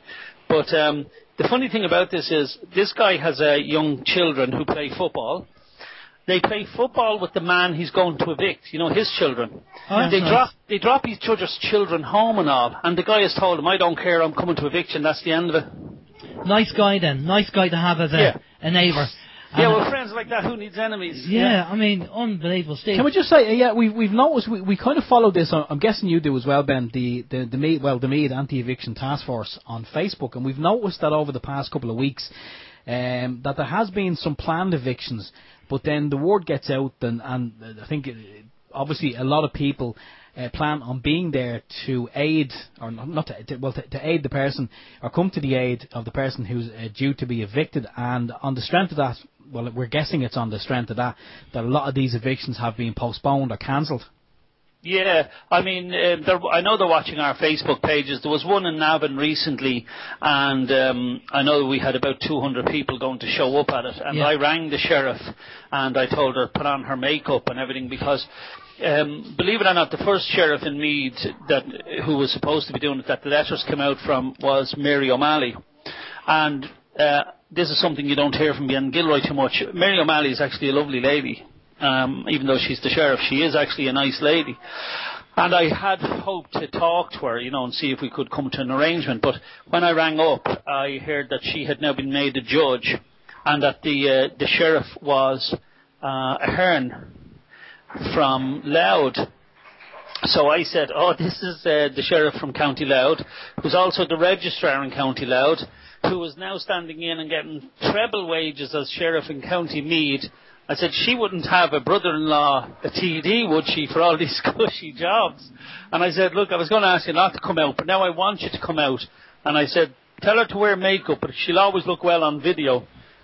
Excellent. And then we heard it was called off. Now, Padder Tobin put out that he rang, the office and intervened, but I don't believe that's why it wasn't coming out. But I hate this sort of political gain. I try to keep everything separate. As you know, I keep People for Economic Justice separate to Direct Democracy Ireland, because I don't want to just keep coming on about the problems. I want to come on about solutions, and that's what DDI is about, solutions, where I suppose People for Economic Justice is more about putting out fires until there is a direct democracy system in. Well, I have, I mentioned to my mother, she obviously heard the news about the pensions being cut again, and she was in kind of disbelief, and I said, look, they are going to come after your pensions, obviously the state pensions and then the private pensions. And then I explained to her the whole direct democracy process and what it was all about. And then she said to me, can you get me some flyers? I'm going to walk around and post them in the letterbox. Yeah. And my mother's like 78. But that's terrific, but that's the sort of response we get. And I was out in Swords there the other day, and a young chap walked up to me, and he had tattoos and all on his arm, really nice young fella, and he said, well, you're the man from DDI. And I went, wow, I'm impressed. I was impressed just because he was young, And he said, no, I love all that, really interested. And then he was showing me tattoos that he had about Illuminati and stuff like that on his arm. And I thought, God, there is hope for us all. Well, yeah, I mean... And he was away down the road with your wallet. Yeah. He wouldn't get much, and he'd bring it back and put some money in it for me. God, you must have the same wallet I have. There's nothing in it at all. The whole thing about the DDI... as I say, I went down to Glasnevin Cemetery and Museum. I'd recommend people going down there, because for a few minutes I was proud to be Irish, and knowing these men had fought for Ireland and what they did. And obviously then, after a few minutes, that illusion went, and then I realised the country we're in now and the politicians that are there.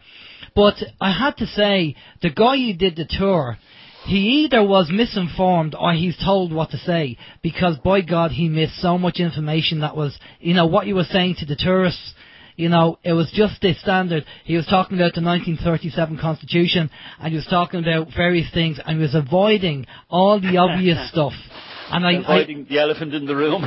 Big time. But I will say, them people and the men who fought for Ireland were so brave on what they did fighting for the country. And even if you go on YouTube, and there's a friend of mine years ago, his name was Barrie, And I only found out when I was older that his grandfather was Dan Breen, who's one of the guys who fought in the independent fight for independence.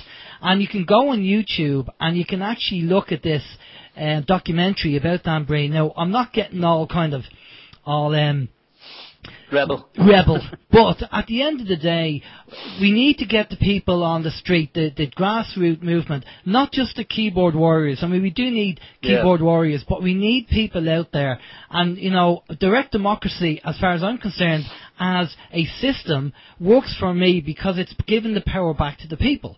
Yeah, you see, you can't be against it, because if I'm saying to you, here's a way you can have a say. Everybody might not agree with you, but that's democracy. That's the fault with democracy, not the fault with direct democracy.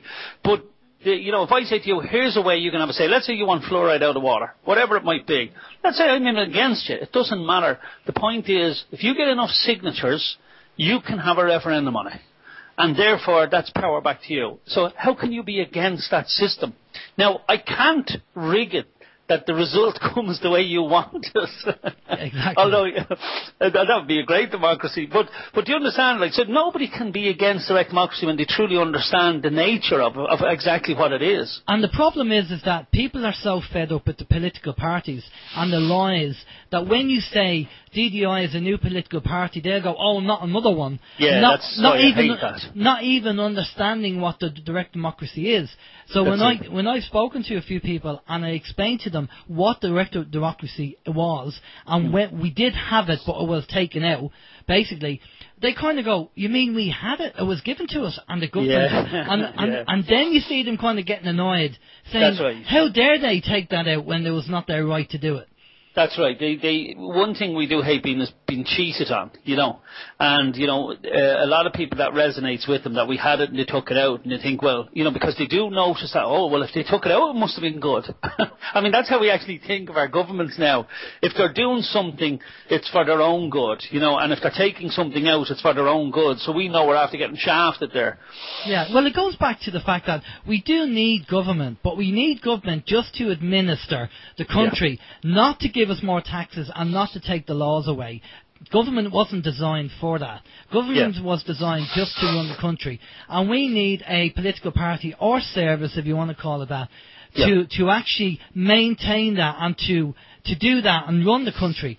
But, I can't say enough to people that if we don't get another party in, away from the general parties like Fine Gael, Fianna Fáil, then we are going to be stuffed as a country. So we really need to get people out there, educating people about direct democracy, and just telling them that we need to have this in. Yeah, and we're holding a meeting now for all the groups to basically see our best way forward. But the thing that I always explain to people, a lot of people say, oh, I'm sovereign and I don't need a government and blah, blah, blah. And I agree with all that. That's no problem. But at the same time, you need a government. You've got to be able to run schools for people who want to be educated properly. We can talk about whatever the curriculum is. But then you also need, hospitals. Because it's all right saying, oh, I'm sovereign and I don't need a government, but then your child gets knocked down the side of the road and needs a serious, operation to save its life. Well, it's okay being sovereign then, but you need a government to have a hospital running, and that's the job of government, So we do need all that. And I keep saying as well that I would love to see an open debate, even within direct democracy and then on the public airways, about government issuing debt-free currency. And not backed by anything, just controlling the supply of it. Because once you back it by gold or everything, then you can manipulate it. All the big boys can manipulate it. And I'd love to see an open debate on stuff like that, and other things as well. Because I keep saying, look, let's say we want a children's hospital in Kilkenny. Just say, for instance, right? And I always say to people, okay, we have the land. There is a site down there, and we have the land for it. Now, I'm not saying it could be anywhere, right? And we have the technology to build it. We have the materials to build it. We have the men to build it. We have the know-how. We have the engineers. We have the architects. We have everything else. The one thing we might be lacking is this useless money paper from a corporate entity like McDonald's. I hate using the words like Troika and ECB because you always get this impression there must be government, somehow involved in any of that. And they're not. It's just think of McDonald's. You know, you're going down to McDonald's and you're saying, listen, I know you're printing a bit of this paper. We want to build this hospital, but apparently we need some of your useless paper to do it. And I keep thinking, like, you know, really we should talk about issuing our own and keeping it valuable. You know, and it's a serious debate we need to have within direct democracy and nationwide as well. Definitely. Well, we need to issue our own currency. I know there's a group called Aerobank which are doing that. They're going to be launching it soon. If not, they have launched it, and we had to talk with them. They're going to be coming on. But here's the thing, Ben. You know, with the fact that a lot of the political parties have been kind of tarred with the same brush, and people have got very kind of lethargic when it comes to voting because the same, all the parties are the same. What makes it different to DDI? Because I have spoken to people and they've said, look, if DDI get in, they're just going to be the exact same. They'll get the big money and the ego will kick in and they'll just become like all the other politicians. Yeah. Well, you see, it can't do, because along with DDI you have recall. And you must remember, it's very easy. Let's say I wanted to be a career politician in DDI and I want to keep a seat. And let's say the wages are good. There's a couple of issues with this. First of all, I don't believe for 1 minute that if this country was run properly, okay, and everybody was well off, as we should be. I mean, we should be the most well-off nation on the planet if people actually realised what we have in this country. But let's say that was the case, that the country, let's say it was even run well, and run very well, okay? I don't think there's many people would be complaining if Enda Kenny was on €1 million a year. I honestly don't. Yeah, if he was doing his job.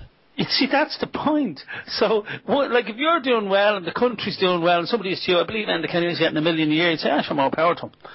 You know, I don't think we're a begrudging nation anymore like we used to be. No, but the irony... But the point is when he's being led by the nose from bureaucrats that nobody voted for, and he's changing laws in this country, you know, at the behest of these people, and 1 in 4 children is going hungry, you know, and you have children asking other children in the playground for food, and letters coming out from the school telling the children not to share their food because of a peanut allergy, drives me insane, you know. Yeah.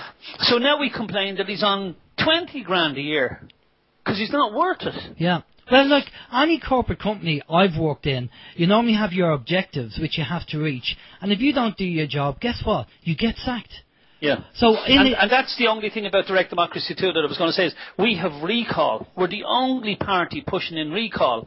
And basically a quick explanation of recall is you voted him in, you can vote him out. Simple as that. Well, this is the great thing about when you educate people to direct democracy, and you just say, look, you don't have to vote for DDI, but when the other parties come around, ask them about that, and say, if you don't do your job, can I sack you? Yeah. You know, now, is there some kind of legal agreement that you're going to put in place with DDI to actually, because people could say, oh, that's just your mandate, and as soon as you get in, you're not going to do that at all. What's the guarantee that you're going to do that? Well, the guarantee is what direct democracy want to do is to restore the 2 articles back into the Constitution. And one was for recall and the other was for the direct democracy where you gather the signatures for referendum. Now, there is a legal issue to trying to do it, because we had discussed it and looked at it. There is a legal issue if we try to do it and it's not in the Constitution. Because let's say I'm a TD and I go in and I agree within the party, you know, that I can be recalled by the party. However, the public who voted me in might say, no, I want him to stay in and it's illegal to do what you're doing. So unless we actually get the article into the Constitution, so that's basically the only real goals of direct democracy is to get them 2 articles into the Constitution. You know, the direct democracy system and recall. And one goes with the other. You can't really have one without the other, or there won't be huge change. Exactly, and I think that's the first step. Steve, you have questions? And of course, the beauty of it is, let's say, for instance, that I was corrupt. Let's say I was, and I just wanted to get the direct democracy issue in. Well, sure, once that's in, somebody could call a referendum then to install recall and get it in. Do you know what I mean? Okay. So once you have one, you have the people have all the power. Yeah, no, I definitely agree with the system. Steve, you've got questions there? Yeah, Crown Copyright Ben says, I'm sure I heard Mary Lafoy has a new job, so she won't be meeting Ben anymore. Any truth in that one? Yeah, both Mary Lafoy and Justice Dunn, who I have several run-ins, and we have a commercial lien against one of them for €2 million, have both been passed up now to the Supreme Court, so I won't be crossing swords with them anymore. Oh, okay. Right. Interesting. Does that make it worse if you have to go to the Supreme Court? Well, at least you have 2 other judges, but I normally try to keep out of the Supreme Court. I actually overturn their decisions before it goes there. Okay, because obviously we know what the experience you had with Lafoy and the fights that you've had with her, you know. But that's where we're going. There's some interesting news on that, though. For anybody who may have lost a court case to banks or institutions like that, you know, I keep talking about jurisdiction of a court and how the court has to have all elements of jurisdiction, or they don't have any. That's their own books would tell you that. And so, you know, one of the huge issues that you need to establish jurisdiction is a competent witness. And, you know, it doesn't matter if the case is civil or criminal, you need a competent witness. Quite often the plaintiff can be the competent witness. So let's say, Alan, you punched me in the face while we were out having a drink, and as would be, you know, you would do it from the back, being the nature of you. and let's say I brought you to court, okay? And the judge says, well, did you see Alan doing it? And I'd say no. And he says, well, how do you know Alan did it? Well, you know, it's about the cut of his jib. Well, that's not good enough. The judge won't go for that because I'm not competent. I'm not a competent witness. I don't have all the facts from first-hand knowledge, okay? But let's say another fellow that was sitting beside us said, he's seen you doing it. Now he's the competent witness. Yeah. And you can see how you couldn't possibly have a case without a competent witness. So, who is the competent witness from the bank in any case that you've seen? Well, there is none. Exactly. Well, isn't that very interesting? And so that comes under the law of voids. And do you know what the statute of limitation is on the law of voids? No. There isn't one. Isn't that interesting as well? That is interesting. Plus the fact about this copy system as well. I mean, the sisters are coming in and saying, we have a copy of the document. Have you said a copy is not the original? Of course, yeah. I mean, when they come in with a copy of these instruments, these are negotiable instruments, and I often bring in a Florida statute. And at first the court, you know, they kind of frown a little bit at it. But when I bring it in, I bring it in for a reason. You know, they don't always throw out American stuff just because it's American. They kind of listen to it to see if it has any validity. Validity within our court system. And of course this does, because what it says is in the statutes of Florida, and I must post them up for anybody looking for them, but it basically says copies of negotiable instruments are inadmissible, right? Yeah. And they're inadmissible because they are negotiable. Now, basically what that means in a nutshell is, let's say, Alan, you gave me a €500 note, and you said, Ben Gilroy is very trusting, I know him, he'll hold on to that money because I really need it in a while. And let's say then, as my nature would be, you'd see me down the town buying drink for everybody, and you said, God, Ben told me he'd no money and he's very flahool out there with the old money. I wonder, is he breaking into my €500? So you come after me and you say, Ben, you know, can I see it? And I give you every excuse under the sun. The same the bank do when you ask to see these instruments. You get every excuse under the sun as to why I can't show it to you, but I have it, right? Yeah. And then eventually you bring me to court. And I come in and I say, no, Your Honour, I didn't spend it. Here's a photocopy of it. Exactly. Do you understand now? Exactly. And I explain it that way to a judge, because sometimes the judges don't get it. They just think, you got the money, you know, that's the end of it. But when you explain it like that, now it looks like they're the idiots, because you're saying, he's basically coming in here with the photocopy of the €500 to prove he didn't spend it. Exactly. And that's a brilliant way to do it. That is a brilliant way to do it. I'm just watching the time there, Ben. Steve, you have something that you want to say there? Yeah, one of the regulars, Ben, Snowflake, is in West Wicklow, and they don't have a DDI party, or they don't have any reference to DDI down there, and Snowflake is just wondering if and when they can expect maybe a little bit of DDI activity.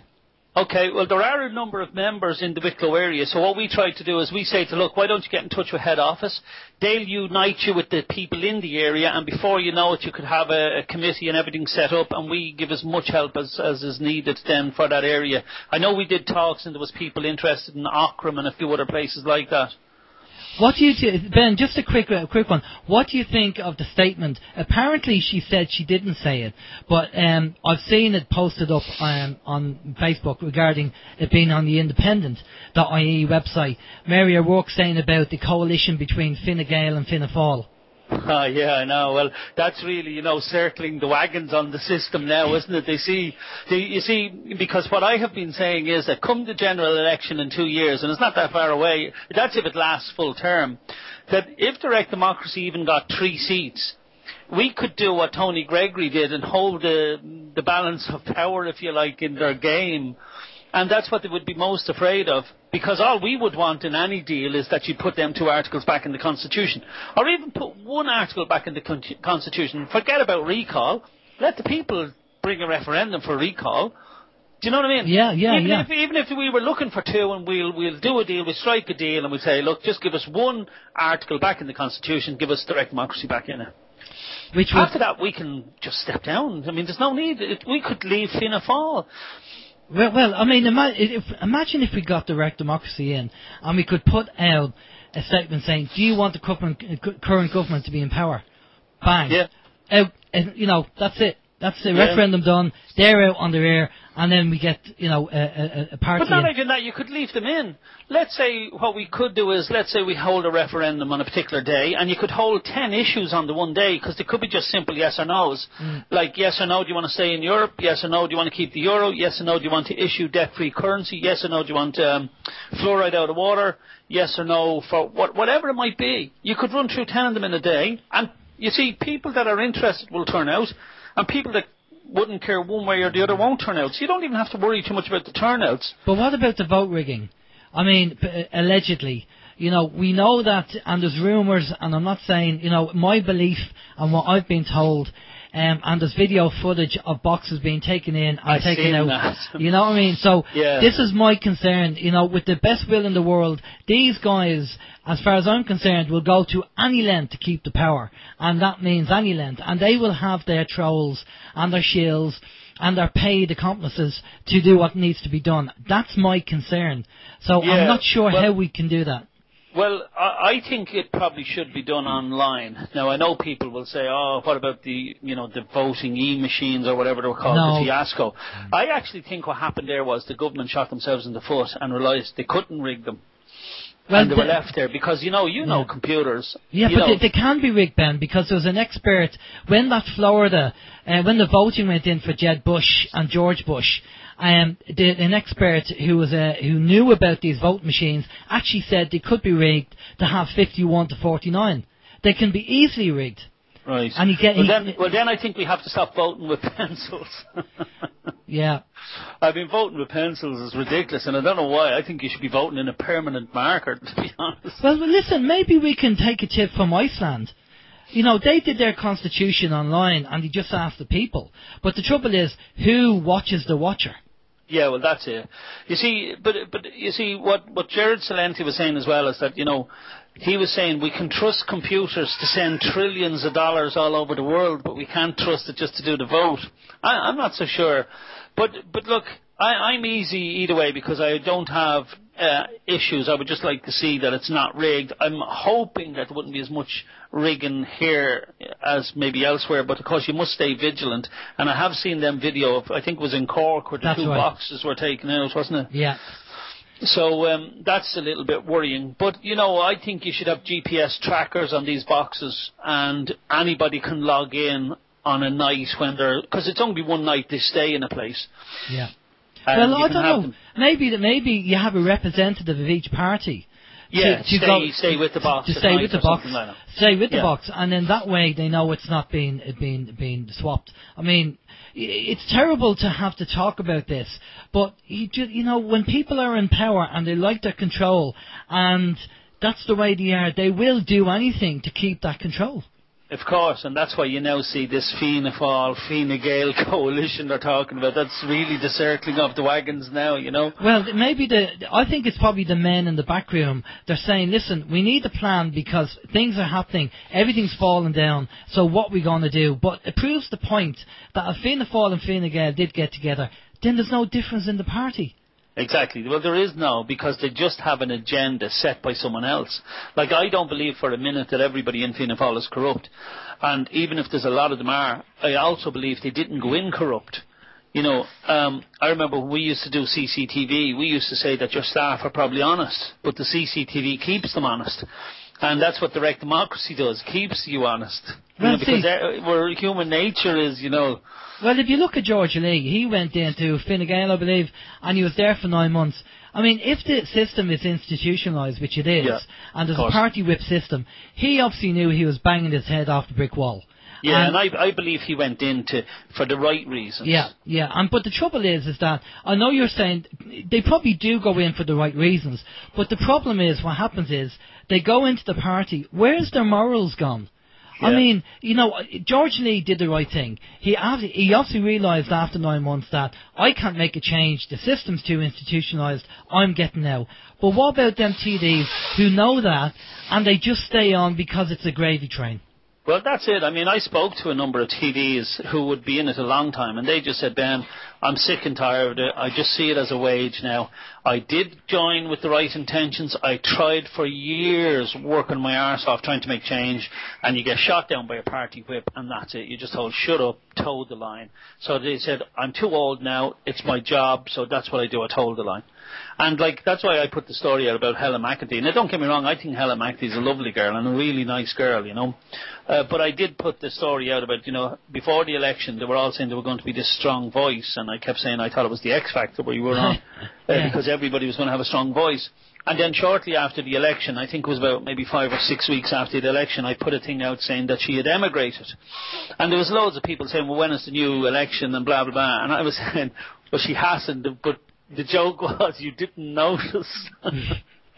So it just goes to show that she's gone into the system, and we haven't heard a peep out of her. And that's the point. You will not hear a peep out of her. No, because she was just there to fill a space. So nobody else could she take might it. have good intentions. I'm not saying anything about the girl. Don't get me wrong. I think she's a lovely girl. I just think, you know, she maybe went in with great intentions, and then she was told, right, you're in now, now shut the fuck up, and just, here's your wage. Keep Friday. Exactly. Steve, you have 2 questions there. Yeah, well, anyone who lives in County Meath and around the Kells area is more than welcome to call into Helen's office. She's beside the chipper down there in Kells, County Meath, and they do a lovely bag of chips in that chipper, I might add. They do. But, they do. The Castle, I know it well. The Tower Grill, Ben. Tower Grill, sorry, that was Castle. I knew it was I don't know where you're getting. I think the Castle is up the road. But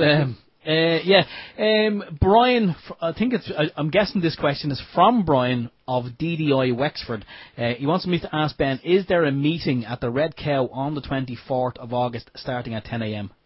There is, and notification will be going out to all the groups of that soon. Excellent. And we could... Sorry. What? Sorry, go ahead.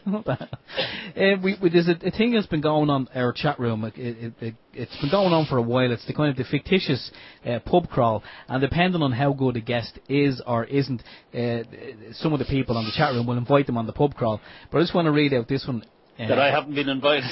Oh no, Chris says, Ben makes me proud to be Irish, thus a defo for the pub crawl. So we have this virtual pub crawl, and Chris adds people to the virtual pub crawl, you know, so we can sit down, and maybe there's a time that we're going to do that. But Ben, listen, we're going to have to wind up. I want you to stay online, because after we come off air, I want to have a quick chat with you, if you don't mind. No, but just one issue before we go I wanted to cover. I said I'd do it, about the changing of the law on the, this new Conveyancing Act of 2013. Yeah. About Michael D signing it into legislation. Yeah. Now, there's a couple of issues, right? When he was made president of this country, right, he is supposed to take an oath in God that God guides him for the benefit of the people. Yeah. And what he has actually done with this legislation, I'll just put it in layman terms without going into too much detail. The legislation as it stood gave homeowners in this country, which would be normally family people, which would be the highest protected in all society in our constitution, it gave them protection from eviction, from corrupt banks. And basically, the bankers of Europe have said to Michael D and his cohorts in government that we can't screw enough of the people who bailed us out in the first place. Right? Okay. And they've all agreed that they would change the law, and they've done that. But my issue that I will be raising in the court when it comes up for the first people we're in court with is, has Michael D actually taken office? I don't know if you've seen this going around on the YouTube lately, but he came out and said he was agnostic. Okay? Now, I don't want to get into an argument or a religious argument about if there's a God or if there's not a God or who you think God is. That's not the issue. I'm just talking from a legal perspective. And the law is our constitution, if you like. Okay? And in that it says he must take an oath in the presence of God. Okay? Now, how can you do that if you're agnostic? So I don't believe he has taken office yet. And as such, anything that he signs into law has not become law yet. And that goes for Eamon Gilmore as well, apparently. It does, but the only thing is he doesn't really sign much. You know, I wouldn't be too worried about him. Yeah. Okay. Well, listen, I think that's an argument in itself, and maybe a show in itself. And they'll probably, like anything, they'll probably just ignore it all and say, you know, you're mad, and then tell you to go away. But I know where you're coming from, and that's something that has to be sorted. This double standard that's going on, that also needs to be sorted. I'm always a big believer of, you know, lead by example, you know, and as far as I'm concerned, they're not doing that at the moment, you know. Yeah, well, you see, if the Constitution needs to be changed so agnostics can take office, I'm all for that. I don't mind. The only thing is, I'm just saying, as it stands now, like he's taken an oath under what? The 5 lamps to protect the Irish people. That doesn't make sense to me. Or maybe it does. Maybe that's why he did it, because he's taken the oath under the 5 lamps in Dublin. I don't know. That's a show in itself. Steve, do you have one more final thing there? No, I'm just wondering when this pub crawl is going to start. Okay, I've got a bit of a throat on me. Okay, well listen, Ben, just stay with us there. We're going to just turn down your mic for a minute. Just a couple of things we have to finish up with, and I'll talk to you off air. But just give out the website there, Ben. directdemocracy.ie. Brilliant stuff. Okay, just hang on there, Ben. I'll be with you in a minute. Okay, we're just going to finish up. We've got 2 minutes to go. Just very quickly. Next week we have Abby Martin from Russia Today. Now, Abby Martin runs a show on Russia Today called Breaking the Set. She's a brilliant journalist. She calls it as the way she says it. It's fantastic information that she comes out with. And hopefully we'll have Abby on. We'll be talking to her and get an update on what's happening on Russia Today and the global picture. Also, you know, just something, apparently August the 17th is when we're supposed to have global things happening, according to some people. Now, that's August the 17th. I'm not too sure what date that is. Is that before the show? Let me just check. Yeah, it's the Saturday. So, if it's the Saturday and things happen, we'll have a good life. But if not, we'll see you Sunday. We've said this before last year, didn't we? Yeah, we did. So look, if something's going to happen, you know, if it's going to happen next Saturday, so look, we'll meet you all in the pub crawl anyway. Yeah, the virtual pub crawl up in heaven or something like that. Okay, for myself, good night. It's Alan James. Stay safe. Have a good week. We'll catch you next week. Okay, and same for myself. And don't forget now, check out the podcast if you want some more great information. Check out that podcast from Deborah Tavares. It was actually mind-blowing stuff. Check out the podcast. You've already heard the show. Recommend the podcast is what I meant to say. Recommend it to your friends and neighbours. It might just go some way to waken some people up. We'll do it all again in 7 days. Catch you next week. For myself, Steve and George, good evening.